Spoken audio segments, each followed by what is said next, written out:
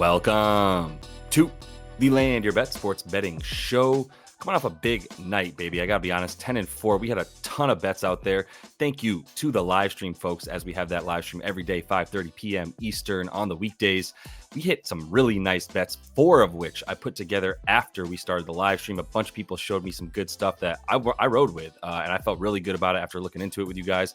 So we're going to look at how we did and get into some early best bets for this Tuesday slate in the NBA. 5 games that we have to look out here. I've got a couple early sides, and I have a couple early props for you as well. More to come tomorrow. We don't want to give it all back. It's going to be a kind of a weird night, but quick reminder to like and subscribe to that page. You can follow along on social media right there at Land Your Bets in all the spots. Twitter is getting all these bets at the end of the day right before the tip-off to make sure you get everything that I have. So if you do follow along, much appreciated. Subscribe to that page.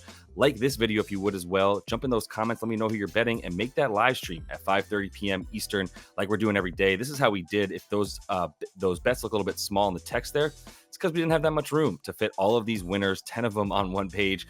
4 losses. One of those was just a little baby ladder play that we have with Hartenstein there, 0.2 units for him to get to 12. He ended up getting to 10. That was a really nice bet. Quick takeaways from here. Buddy Hield is not trusted by this Philadelphia 76ers team for good reason, so it's going to be tough to take his overs moving forward because we don't know if the minutes are going to be there for him. And then DeMar, the takeaway there was I was really into Portland having keeping this game close. A lot of us were, as we talked about on the live stream. If it's going to be close, DeMar is going to be the dude getting the ball at the end of the game and the ability to get points. He went over with just 4 points there in the fourth quarter, but that's all he needed, and it was a time when they needed him to do that, and he did it. So we won't be looking to ride with, or to fade DeMar rather on the points, no matter who he's playing when we think it's going to be a close game. And then Jonathan Kuminga had 16 points going into the fourth quarter, and then Trace Jackson Davis, the rookie, just kept getting minutes from him. Not much of a takeaway there. I thought that was a good bet and a good play. We just missed out on it. But other than that, we are still feeling good at 10-4, 28.7 units up now on the season, 35.7 on the Playa Props, and we are looking to get that up to 40 before we hit April. As I've told you now multiple times, we're going to keep working on that with you. Let's get into these bets I have for Tuesday. First up, I'm looking at that Houston-Washington game. If you've seen the injury report for this Washington Wizards team, nobody that you've heard of probably, except for Jordan Poole and Corey Kispert. Those are going to be 2 dudes that you probably heard of. I'm not sure if any of you are going to have heard of many of the other players that we have going in this one. Out for this game already for the Washington Wizards is Denny Avdia. We are missing Tyus Jones. We are missing Bilal Coulibaly.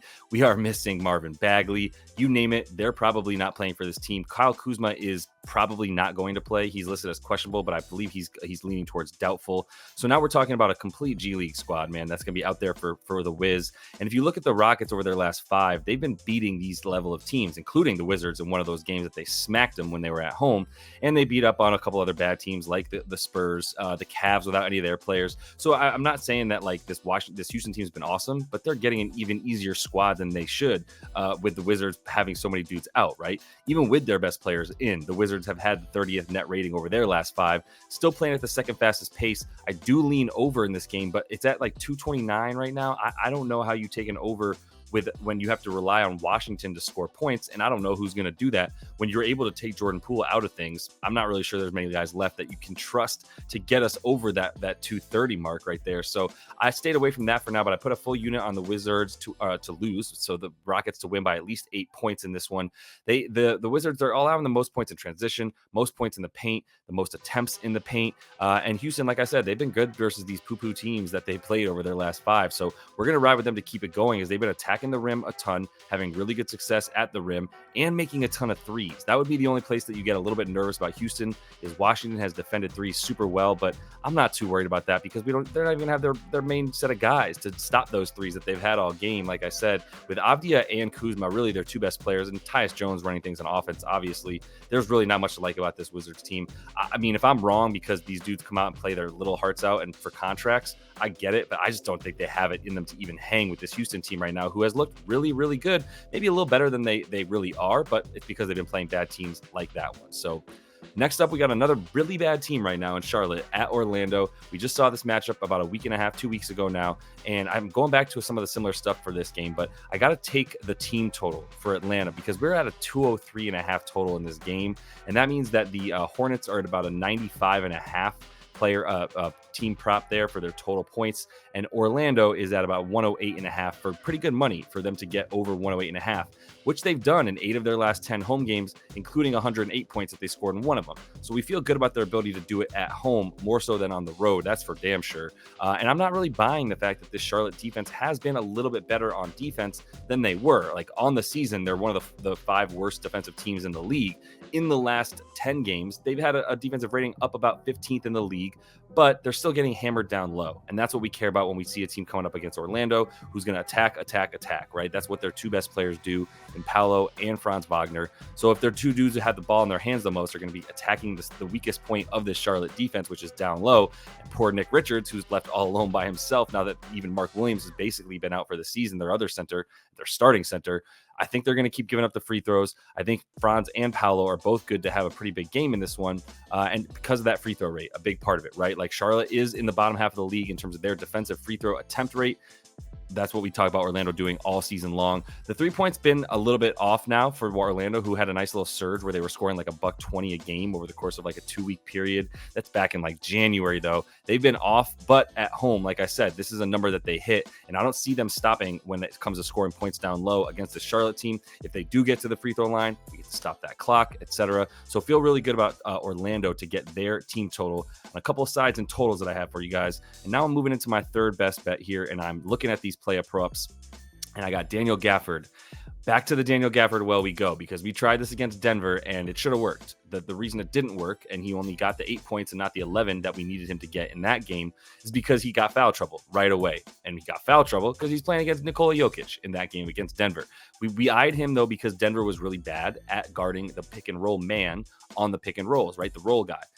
Enter Daniel Gafford playing a team even worse than this Nuggets team at defending the pick and roll guy on these pick and rolls, which we know Gafford's going to be the main dude on the starting lineup doing that with Luka, right? And so if you have Luka tossing the ball to the dude who is basically going up against the team worse at defending centers, I mean, Spurs, you can take your pick between Spurs and Hornets and Wizards, basically.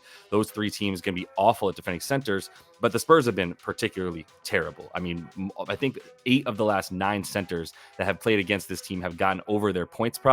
I'm throwing the rebounds in there as well, because I do think this game is a little bit more likely to go under at about 233.5. I think rebounds will be available for Gafford as well. Second most allowed to the to center, or excuse me, third most rebounds per game allowed to centers by the Spurs on the season. Wemby's numbers have been up in terms of his minutes per game, and if he's going to be in there, obviously they're a lot more formidable down low, to say it like the Frenchman, but that doesn't mean that they're still not giving up everything to centers, right? So if Gafford stays out of the foul trouble and gets hit and stays in the game, he should get to this number. We saw Derek Lively steal about 12 points from him last game. Lively got over because he got more minutes because Gafford was hurt, but we've established Gafford as the starting center and the dude who should be playing 28 to 29, 30 minutes as the center for this Mavs team. If Luka's in, which he is, he's probable now, he's going to play in this game.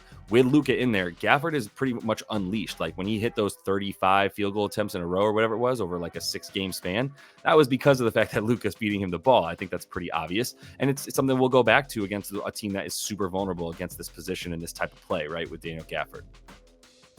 Going back to another well here with Vasilije Micic over 12.5 points. And it's a little bit high, so I got a half unit on it because I really would have loved this to come out at 11.5, and I would have hit it with that full unit. We'll see what happens. But the reason we have this even money bet for him, even as the opening line, is that's what you see from the books a lot. They want to open lines at a number that they feel it might be a little bit high. Maybe they get you to go under, but they're giving you even money to go over to see if they can juice that prop up, right? If they can get that prop up a little bit higher, they know that we all love to hit overs way more than we love to hit unders. That's going to be the majority of bets that come in on player props is going to be overs. So they're going to juice that number up and inflate it a little bit.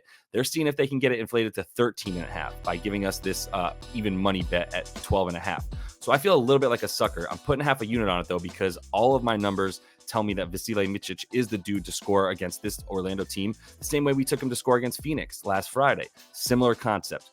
Both these teams, I mean, Orlando is better on defense than Phoenix for sure, but they both are really bad defending the pick and roll ball handler in the pick and roll play. Charlotte runs the pick and roll more than any other team in the league, and now they've got their clear point guard who's running it the most for them, right? He runs it with the highest frequency. It's about 7.5 possessions per game as the ball handler in the pick and roll.